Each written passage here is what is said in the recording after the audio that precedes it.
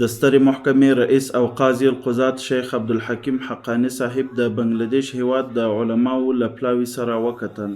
د سترې محکمې نوی اداري معاون شیخ سخاو الله سعید صاحب معرفي او رسمن یې چارې پیل کړې.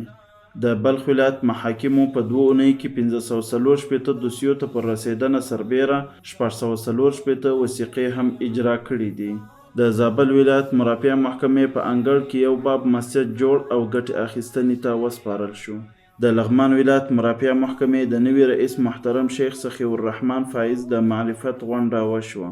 د سترې محکمې د دعوت او ارشاد ریاست پلاوي د هیواد 10 ولایتونو ته سفر پیل کړ. د پکتیا ولایت محاکمو د مسؤلینو په هڅو د 2 کورنیو ترمنځ 25 کلنه دښمني حل شوه.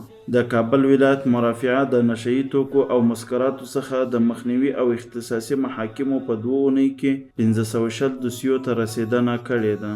د کابل ولایت د نشهیي توکو او مسکراتو څخه د مخنیوي ابتدایي محکمې لخوا 19 مجرمینو ته تعزیري سزا ورکړل شوه.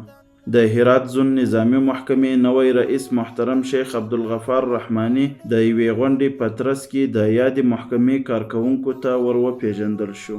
د بغلان ولایت محاکمو په یوه میاشت کې 1102 قضیو ته پر رسېدنه سربیره 455 وثیقې هم اجرا کړي دي. د جوزجان ولایت محاکمو په 2 اونۍ کې 260 قضیو ته پر رسېدنه سربیره 258 وثیقې هم اجرا کړي دي. په میدان وردګ ولایت کې 2 مجرمینو ته تعزیري سزا ورکړل شوه.